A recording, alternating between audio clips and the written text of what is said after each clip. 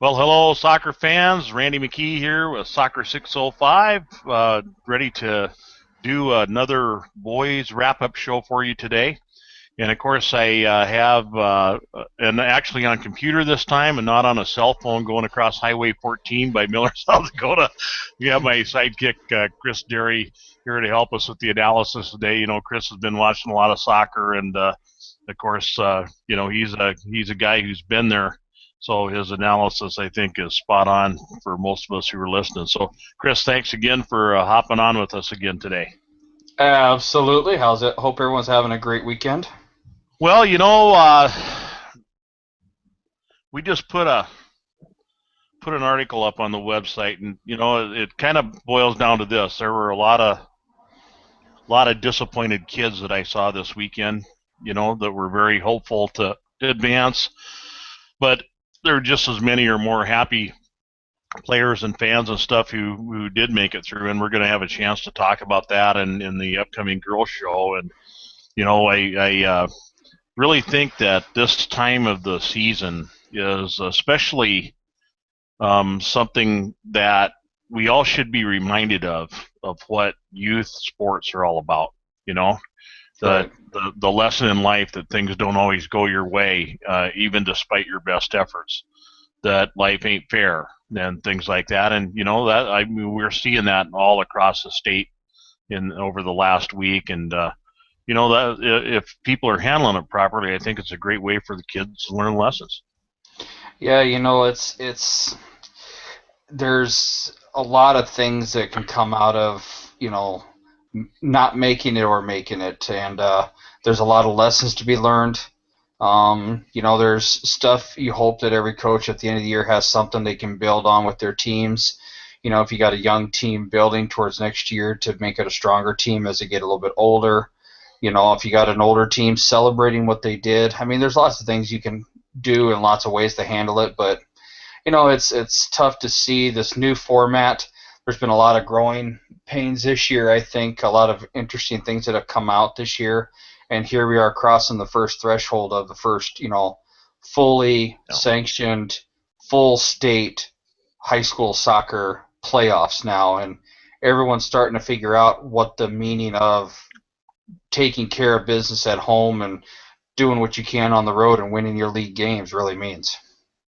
Well, I can't tell you how many coaches I've talked to who are saying, "Geez, we just looked back at the second game we played and we had a bad half, and but you know, how I am when I'm coaching. I like to teach my players that every possession is important, whether you have the ball or whether the other team has the ball. But every moment on the field is important. And I think this whole system really exemplifies exactly what we're talking about there. Well, it does. It really puts a spotlight on consistency. You have to be consistent every game, regardless of who you're playing. And you got to consistently do what you do. You got to consistently take care of the ball. You got to consistently put pressure, whatever you're trying to do. But you got to be consistent at it. And those games that you're not, the spotlight now is even bigger on that. It's magnified not just a little bit, but it's magnified 100%. Well, when we get to the double A boys and double A girls, we're going to be able to show exactly how that comes around. But let's go ahead and address what's going on in the A boys right now, because as of last week, things were pretty well settled. I mean, about the only thing that we were looking at in the whole lot of A games was the contest Saturday against between Hot Springs and St. Thomas More, and that basically was going to determine who traveled where. I mean, both teams are on the road.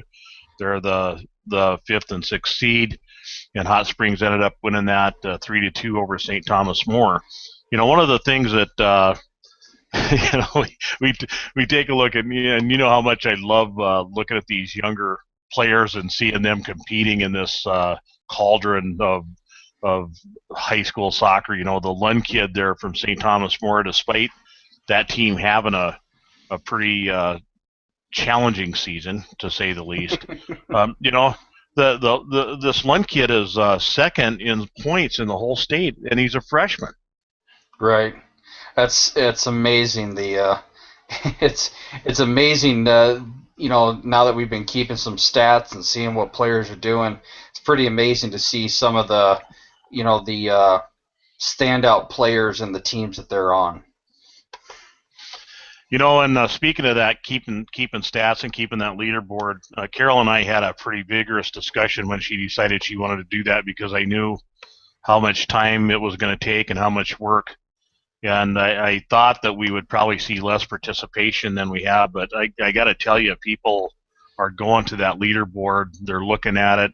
We've had several college coaches already call and say that they're loving what's going on up there. And if you're a coach or you're going to be coaching next year, I'd really encourage you to get taking good statistics right away and get them up there, because the people who your players need to be seeing those numbers or looking at them. And you know what? If you don't want to share that you have a star player on your team, guess what? If you got a star on your team, everybody's going to know about it anyway. Yeah, whether you're putting it out there or not, the coaches are all talking, so it's not a secret. So anyway, as we roll up here and move into Tuesday's action, then let me see if I can get this up, because it's really interesting to see where these teams are going to be going. I was just looking at that too on the website. Yeah, so here's the bracket that the state sent out, and so we have Chris. Can you see that? Yep. Okay, so here we have Hot Springs traveling to T area, and Carol and I were kind of talking about, wouldn't that have been something if Hot Springs would have had to travel to Groton, because that would have to be the longest soccer trip you could possibly take in South Dakota right now. Not that T's going to be any short trip. No, it's still it's still a long, very hefty drive. But wouldn't you love to be that one? And actually, T is one of only 2 schools in the state who are hosting a doubleheader on Tuesday.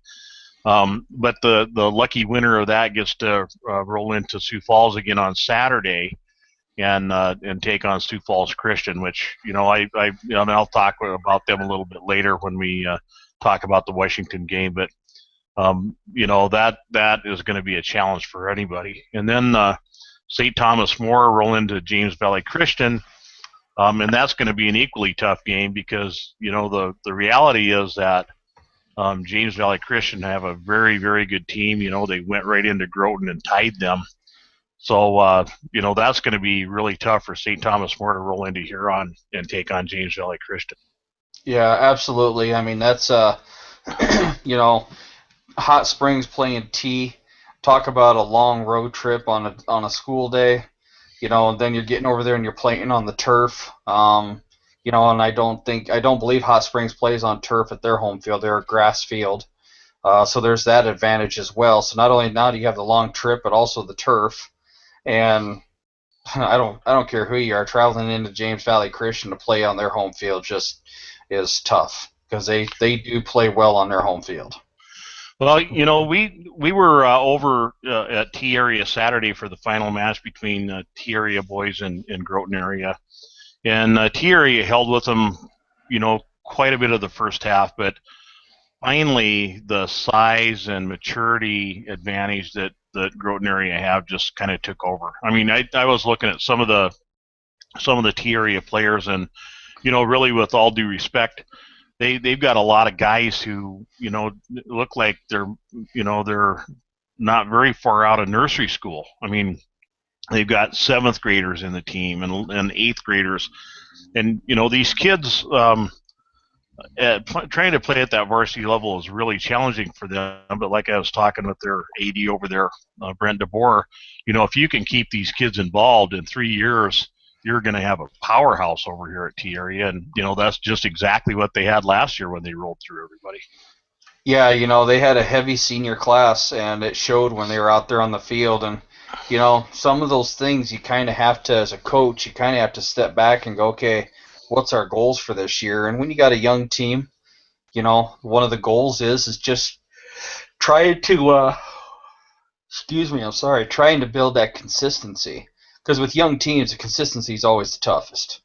The older teams are more mature. They understand what they got to do. With young teams, there's gonna be moments of great soccer, but there's gonna be periods of what the heck is going on out here, and so I think for T area, playing Groton's, you're right, they're a big team, they're fast, they're physical, um, you know, that had to have been an interesting matchup to watch on the field.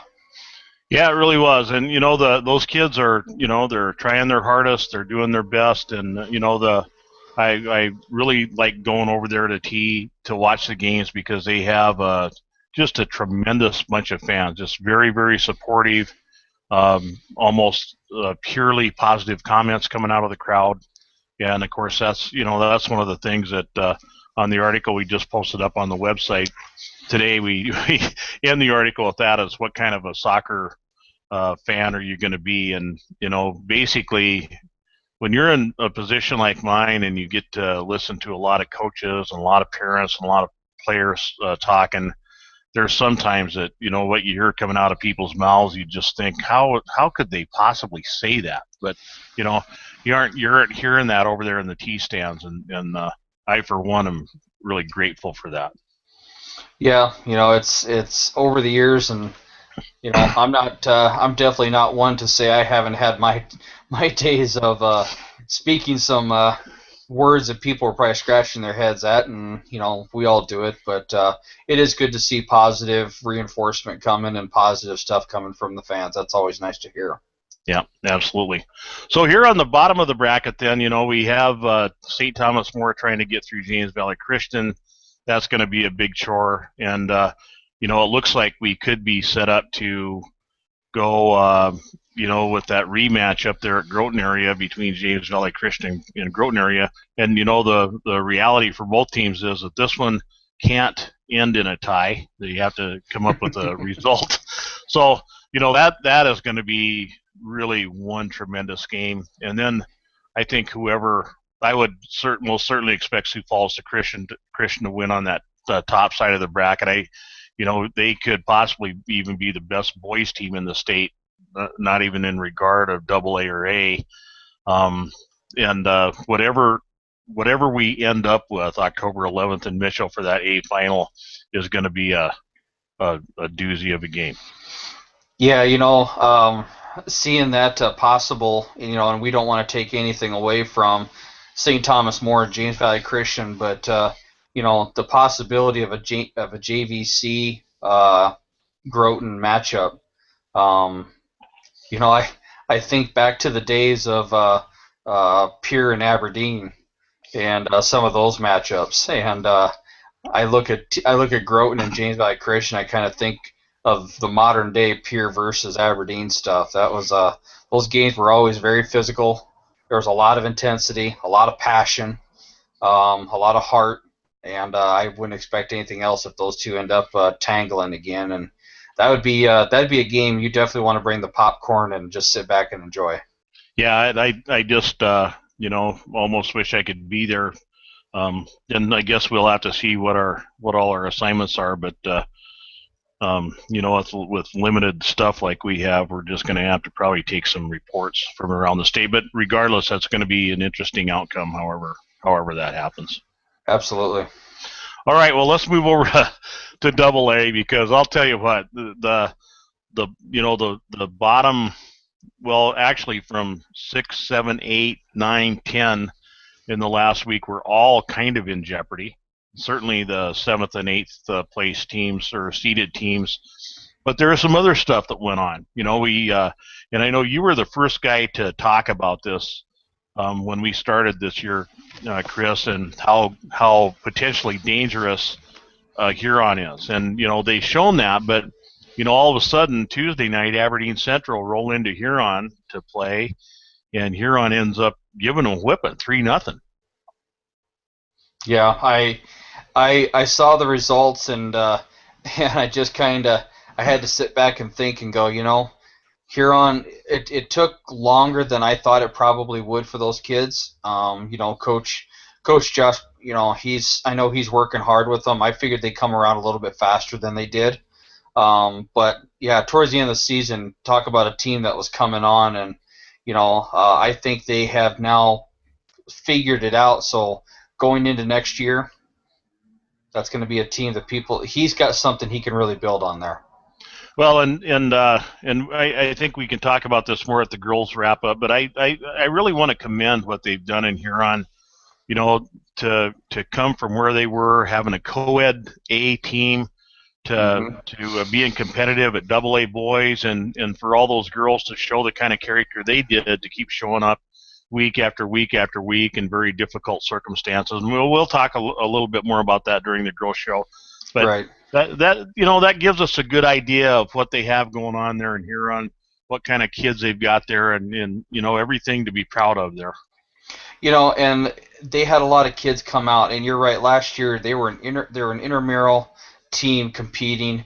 This year they've got teams on both boys and girls side, and luckily with what I've been doing on Sundays, with the league play, they have teams. They have a lot of kids coming up. They've got a full team of U14s, 12s on the boys side. They've got lots of girls players coming up. I mean, they've got some stuff coming, and hats off to those folks in Huron for what was it, maybe 2 years ago we were wondering if Huron was going to continue to even have soccer because they were really really low on numbers, and like Mitchell, I think Huron and Mitchell have to get the award for bounce back associations in our state. Well, absolutely, and we do want to talk about Mitchell too because their girls had varying levels of success, but the chances that I got to watch them, they showed improvement along the way. They have a lot of young kids that the older girls were trying to work with and help get better. They got Jason Ware, who has basically devoted his life to soccer in Mitchell, and you and I both know a little bit about that. But just man, what positive stuff coming out of Huron and like you say in Mitchell too. Just stuff that makes you smile. Yeah, and their results aren't there yet, and I think anybody who you know was reasonably thinking about it. I said at the very beginning of the year that Huron was going to be a sleeper and a dangerous team, not because I was trying to really put any pressure on anyone, but because there's a lot of potential there, and I think Mitchell's the same way. There's a lot of potential there, so great job to both those teams. I know the results weren't there. You and I both know the results weren't there, but we've both seen those teams play. I've been around a lot of those kids myself personally, and hats off to both Coach Josh Bolin and Coach Jason Ware and what they're doing, and it'll be fun to see how they grow next year. Yep. Well, while Huron was having a great night and Aberdeen Central was having kind of a crummy night, the same thing was happening over at Brandon Valley with Harrisburg. Harrisburg, even though they lost to Pierre last Saturday, were still kind of hanging on the fringes. If things would have gone right, they might have qualified. But Brandon Valley ruined that chance by winning that game 1-0. That's Brandon Valley's another team that put up with quite a bit of adversity this year, but really, pulled it together, especially later in the season. They were given a lot of teams as much challenge as they wanted. Roosevelt went over there and had trouble. Washington went over there and had trouble. Tyler Limmer really had a tremendous year in the middle of the park. So they have a lot to be proud of too at Brandon Valley. Yeah, they do. Another young team. We talked about a lot of young teams out there this year, and Brandon Valley was one, Harrisburg's one. Huron, Mitchell, Rapid City Central, but Brandon Valley. Tyler Limmer definitely. Was he had his year. He definitely showed being a senior leader out there. But between the two teams, it was very interesting to me to see how Harrisburg bounced back after the Pierre game, because I know the Pierre game was a tough game for them. And they were very inconsistent this year. There were some games that made you go, wow, Harrisburg's starting to come on, and then there were some other games you kind of scratched your head and you went, what's going on? Yeah. And same with Brandon Valley. Brandon Valley, you looked at some of the results they got, and you're sitting there looking at them going, okay, I kind of saw that one coming. Then you look at the next time, and You know, you see them dropping a, on Sioux Falls, Washington earlier on in the season, a 2-1 win. Yep. And it's like, wow, they're putting it together. They tie Roosevelt later on in the year 4-4. I mean, it's that's the hard part. What we just talked about with the young teams, inconsistency. Well, and another frustration I know I would be, at least if I was coaching that team, in because that's kind of the nature of being a coach. You see a team's best performance and you expect them to be closer to that all the time. You Yep. see a player's best performance and you say, well, okay, you did it once, you can do it again and again and again. And sometimes we have to be a little more realistic about that. But you can say this: Brandon Valley, showed some very high spots, and like you said, they showed some not too high spots either. So, with that, with the youth, I'm wondering who they're going to have next year. Because last year they had Jordy Henderson, who had the ability to pack that team on his back. This year they have Tyler Limmer, who had that ability to pack the team on his back. I'm wondering which junior is going to step up next year and be that guy.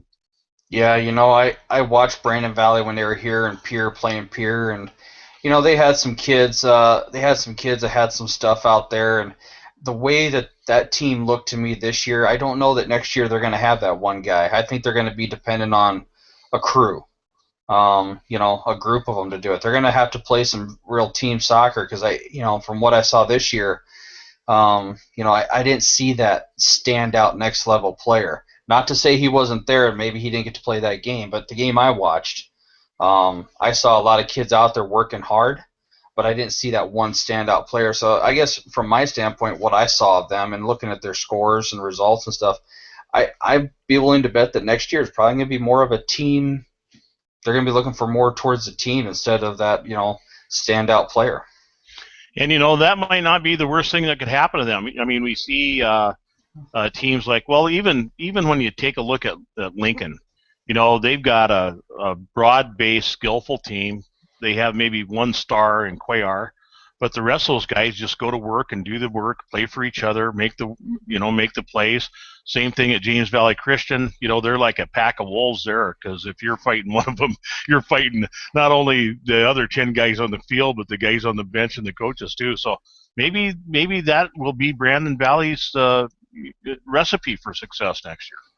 Well, and I think if you're looking at if you're looking long term as a coach, you can't keep depending on one player.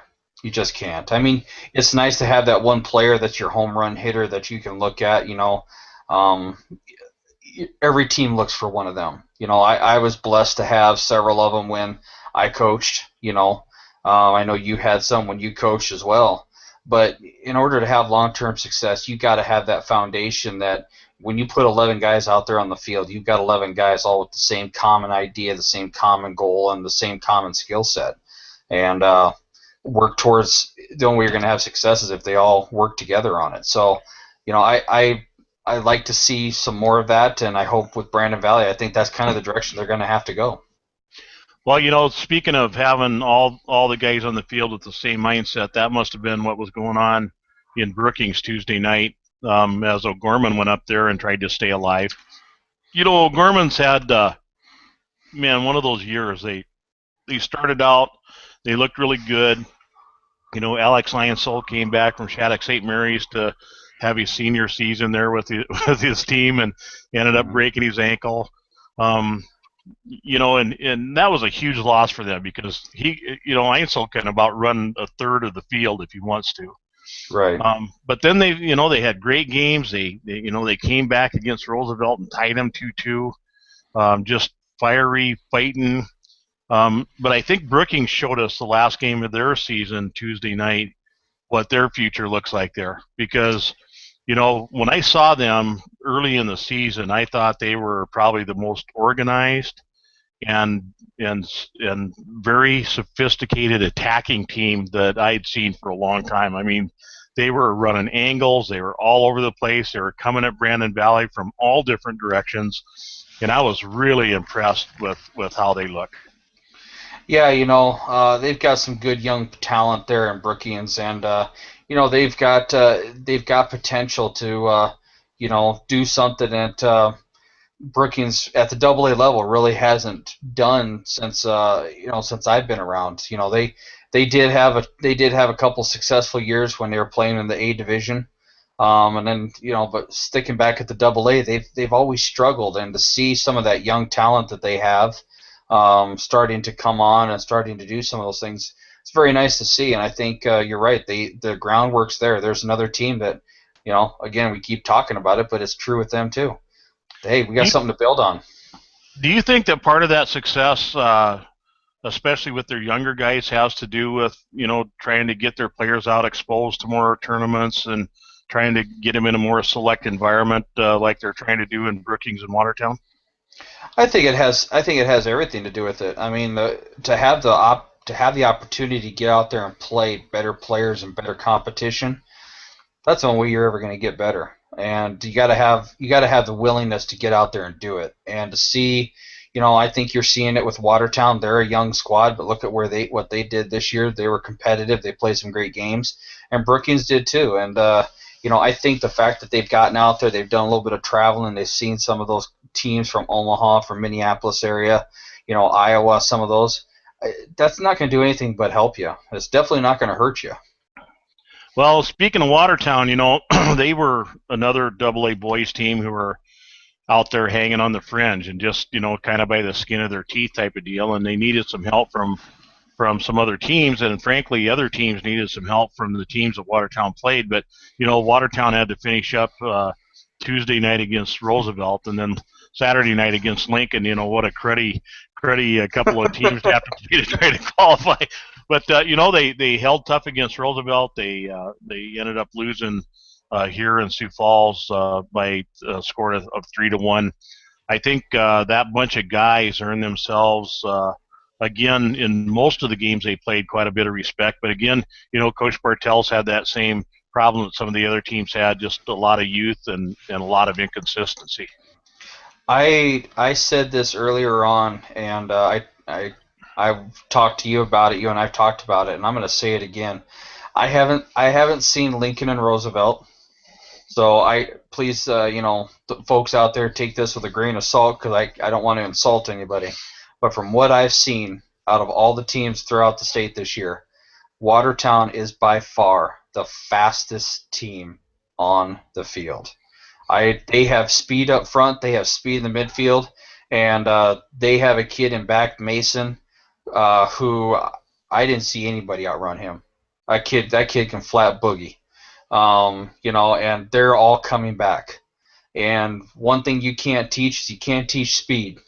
They've got some kids up. They got some kids who are aggressive. They got some kids who want to play. They got some kids who can finish and do some things. They're just young, but that speed that they have, I'm mark my words. Next year, they're a top 6 team, and they're dangerous. Yeah, I couldn't agree more. Moving on then to a game that I went out to see Tuesday out in Rapid City, the second Rapid City Stevens against Rapid City Central game, and let me tell you something. I saw Stevens in their opener here against Lincoln. Very impressive. They looked better even than they did last year, more organized. And then to see him against Rapid City Central out there, and they were pumped, and the stands were full. Brennan Lytle up top. In the article I posted today, I said, Brennan plays like he doesn't care if he breaks his bones going after a ball. The guy he just gives it up the whole time. But then off that work of his, you've got Shoney, you've got Derek Beaumont, you've got Noah Storm, you've got Rick Schleusner. All those guys are playing off Brennan Lytle's work. And that I just named 4 of the best finishers in the state. Even though Brennan Lytle is right now, I think, second in points on goals and assists, all those guys in that entire team benefit from Lytle's work up top. Yeah, and again, you're talking about a heavy senior-laden team experience. Last year, they did some great things. They built on it. They came into this year. There's a group of them that have an attitude of they want it. and they have played consistent. They have been by far one of the most consistent teams throughout the season. I mean, the one blemish on their record was an Aberdeen game, where they had the night before they came in and beat Pier 4-0, traveled up that same night up to Aberdeen, and then played them the next day, which I'm sure was not the easiest thing to do. Not to make any excuses for anything, but that's a tough road trip. And it showed by their score, because no one else hung more than a goal on them in any game, and Aberdeen hung two on them. So I think Rap City Stevens, they're gonna be there in the end. I think. Well, that's a very strong probability, and the one impression I got down on the field talking to the guys after the game, and Coach Jacob Meyer, who continues to really impress me at how he's handling all those high-powered players out there. He's just a perfect example of that disciplined coach, but the guy he just hasn't been out of college soccer that long, and he's letting the players kind of have the reign.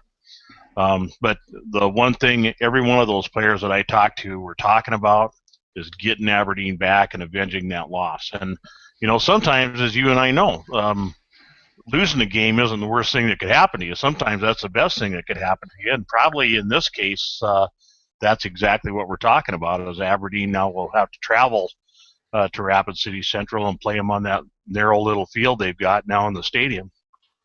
Yeah, Rap City Stevens wanted them, and they get them. And if I was Aberdeen Central, I'd be thinking long and hard about what we're going to do, because, that is a team right now in Rap City Stevens who's playing with a supreme amount of confidence, a very big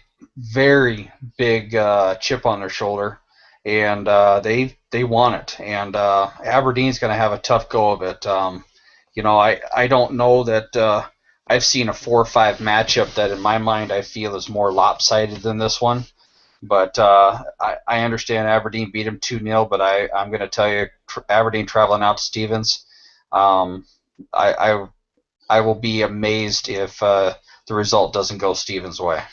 Well, and I think that's what a lot of people are thinking. But I think one big factor in this game is, Steve Cogley understands exactly what kind of team he's got.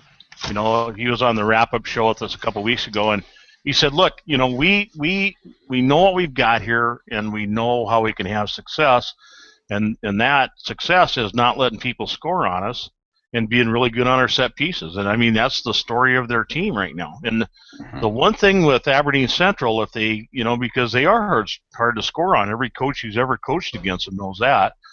But if they can keep Stevens out and try to build some frustration there, that may really play in their favor. But it's just going to be I guess, a game that everybody's going to have to keep a close eye on just to see how the whole thing plays out.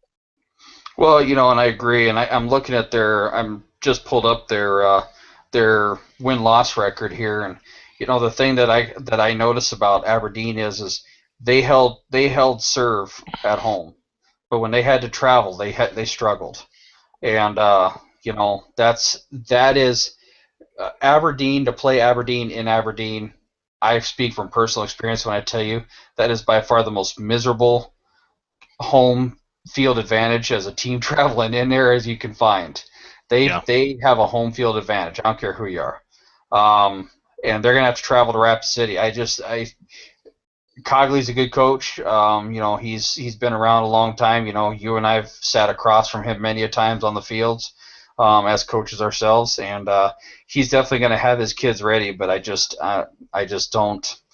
They struggled this year when they had to travel to play teams, and I think that 3-0 loss there at the end of the season to Huron, traveling down to Huron, I think is trouble. They finished out the season struggling. They beat Brandon Valley, but 2 losses out of the last 3 games, and now you're traveling to Rap City Stevens, who hasn't lost since the beginning of the year. That's gonna be tough. Well, it is, and I'm hearing from out there that Aberdeen Central have requested as early a time to play as possible, and the only field that may be available is a grass field. So I think that's another issue that Aberdeen Central have had is having good performances on grass. I mean, they're a Right. great turf team. So we'll know Tuesday night how it all shook out. Yep.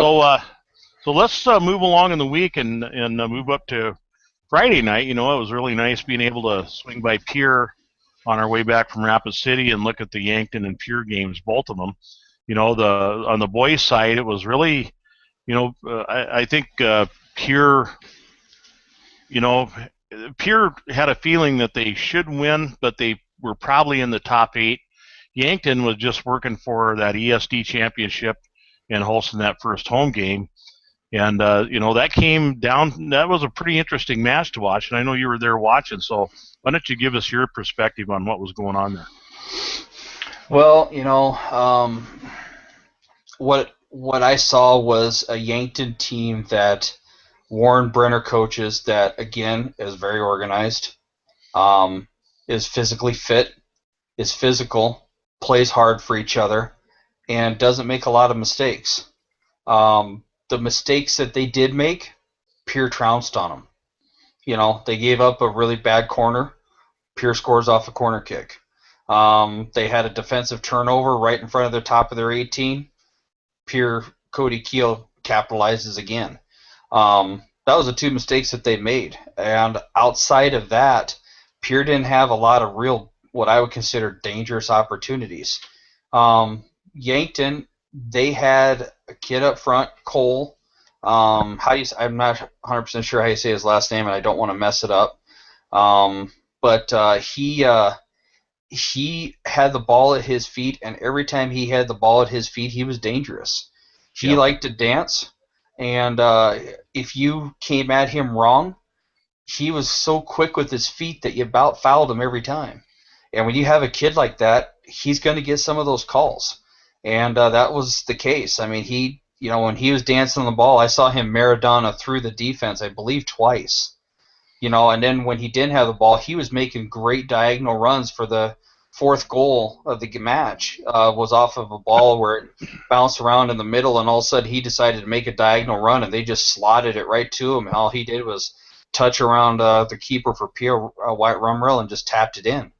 You know, Yankton's a dangerous team, and the funny part about the whole thing is that they get to do it again in a couple days in Yankton this time. Yeah. Well, I really like watching what Brenner does at half times because I think there's probably not a better coach to be making halftime adjustments than him. He really watches the game. He understands what the other team's trying to do and understands what his own team. And at halftime, in the first half, his boys were probably not as patient as they could have been. They tried playing a little bit longer soccer, and at halftime he kind of reined him in and said, "Look, we're going to play short soccer. We're just going to find the next guy." And you're talking about Cole up top there. I was really, as a guy who loves good midfield play, I was really impressed with their senior center mid John Dannenbring, who, he was the one settling that whole thing down, and he was the one threading those little angle balls to those guys running through, and just did a tremendous job controlling the middle of the park when they were on attack.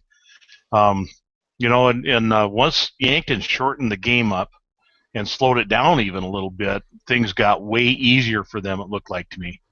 Yeah, it did. It was an interesting battle there. It was an interesting battle there in the middle part of the field. There was a lot of 18 to 18 play, and you saw him going against Cole Cruz and Derek Leiferman and Alan Garcia from Pier, and to watch that game happen, I think the advantage was that there was more. The Yankton team was working more in tune with each other than the Pier team was. The Pier team was definitely not on their best game that I've seen them play. Um, I know they can play a lot better, and I know when they go down to Yankton, they probably will. But the Yankton team just took advantage. They got the ball out wide, and then they had Cole up front, who was just he was. And I talked to several of the Yankton parents. They said that was probably one of the best games they've seen him play all year. So if they're going to beat Pierre again, I think he's going to have even a better game than what he had the last time, because I know Brad Cruz will make some adjustments, and he'll be ready for that this next time. But boy, there's another one. That would be a lot of fun to watch. Yeah, I'm looking at this, and Cole Cruz took a pretty big whack about, I don't know, at about 65 minutes or so, and I thought probably he broke his leg because he was out there rolling around on the ground, and Cole Cruz is not one of those rolling around on the ground foul kind of guys. He was in a serious pain, but they got it X-rayed and everything was okay. I guess he's going to be ready to go come Tuesday. But that, we're going to see, because the teams are personnel wise pretty close. So Yeah. I think we're gonna be able to see the different levels of coaching there, and just see a couple good coaches strategizing against each other. Yeah, Um, this is definitely going to be a quick turnaround for both of them. yeah. Well, and finally, let's just end up on the boys' side. I got a chance to go watch Sioux Falls Christian against Washington on Saturday, at least most of the second half, and Washington tried and tried and tried and tried to get in and get a goal. It was 2-1 when I got there. Bailey Youthy was running around in there for Washington, just creating all sorts of trouble for our Sioux Falls Christian, but he just couldn't get anybody to get on the end of one of those crosses. But I mean, Washington really, they put the pressure on them, and Sioux Falls Christian, to their credit, they held tight, and but I'll tell you what, of the teams I've watched, I gotta think that Sioux Falls Christian could be really the best boys team in the state. They're a mature team from back to front. They've got a great keeper. Having Lee Winya in the middle of the park just does so much for them. And they're a big, strong, fast team that likes to score goals. So, Sioux Falls, Washington really needed that win, but they didn't get it. But later in the day, Sioux Falls Lincoln took care of Watertown, and that put Washington in the top Yep. 8 by the skin of their teeth. And finally, Rapid City Stevens hosted Spearfish and ended up winning that game 2-0. They're telling us, and I'm not sure yet, but they're telling us that Spearfish's hot shot player, Cesar Mendez, got sent off. And if that is the case, and I don't know if you've heard anything about that, Chris, but if that's the case, that's going to cause a serious amount of damage as they have to travel in and play Lincoln on Tuesday night. Yeah, I haven't heard anything. I know Brendan scored both goals for Rep C. Stevens, but I hadn't heard anyone getting sent off. If that is true and Caesar is off, they already had an uphill battle going out to Lincoln. It just got steep. Yeah, it sure did. Well, Chris, I know you got to step away for a little bit. I'm going to put up the AA bracket, and want to sure thank you for being with us tonight on the boys' side. I can't wait to get on in a few minutes and talk about the girls' side. But wow, it's just great to have you on and not have to be messing with that phone going down Highway 14 again. I'll see everyone on the girls' show here shortly. All right, thanks again, Chris. Thanks, Coach. All right, everybody. So let's take a look at the AA bracketing here, and I'm going to put that up, and so we can see in Sioux Falls, Washington is going to take on Sioux Falls Roosevelt. When we watched that game here a couple weeks ago, that was really one of the best games we saw all year. It was just a battle every moment between all these guys who all know each other. Again, Roosevelt kind of struggled keeping track of Bailey Youthy, and every time Bailey Youthy gets loose and he's running around out there, he's going to give teams trouble. But the one thing, well, two things Roosevelt has is a couple guys named Colby Scott and David Irakosi, and you just aren't going to keep those guys out. And they ended up, getting that third goal. Colby Scott scored it on a real nice kind of a mistouch coming out of the back.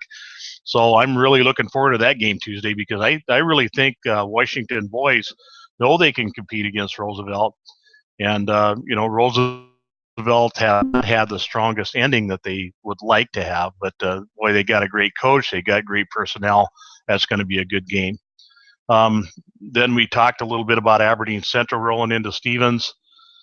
Again, I think Coach Derry is probably spot on there that, all of the circumstances that led to Aberdeen Central beating the Stevens at home are going to be reversed or at least negated. And but I can tell you from my perspective, in talking with all those guys Tuesday night after their Central match, they wanted this game. So Aberdeen Central, they've got a great scheme. Coach Cogley knows exactly what kind of guys he's got. They got that big Asher Margolis to have a target on those corner kicks and restart. So it's going to be an interesting game regardless. Spearfish roll into Lincoln Tuesday, and that's another interesting game. Spearfish have a lot of really good players, and I mean, there's from back to front. If the rumor about Cesar Mendez being sent off is accurate, that's really gonna hurt Spearfish, because Caesar's one of the kind of guys that can change. He can take a game over if he wants to, and he can hit the ball with accuracy from 35, 40 meters. And that's always difficult for any keeper to deal with, watching that coming in. But we'll just see what happens. It could be that even if Spearfish don't have Cesar Mendez to help them along, the reality is the rest of the guys will group it up and really want to show that they belong. Finally, we have Pierre rolling into Yankton there. That's going to be, like we were talking about just a couple of minutes ago, a really interesting match because, personnel-wise, those teams are pretty close. And coaching-wise, they each have very good coaches. So, we're going to be really interested in seeing what comes about from that. Okay. So anyway, that's going to be it for our boys wrap-up show for this week. I really want to thank you. I noticed we had several people viewing live. I want to thank you for that.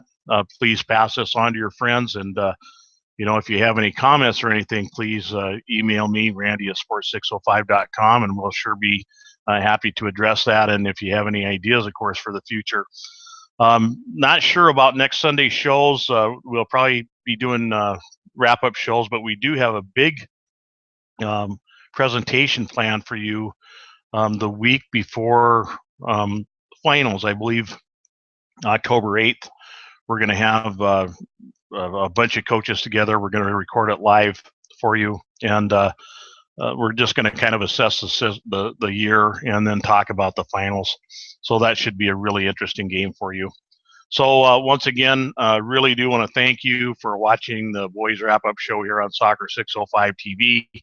We really enjoy bringing these to you, and really, again, want to thank Chris Derry, who has been a big part of this the show since its inception. So we'll be turning right around here in about 10 minutes and starting the girls' show. Again, thank you for watching, and we'll see you on a pitch. If you do, please come up and say hi, because you are Soccer 605. Thanks again.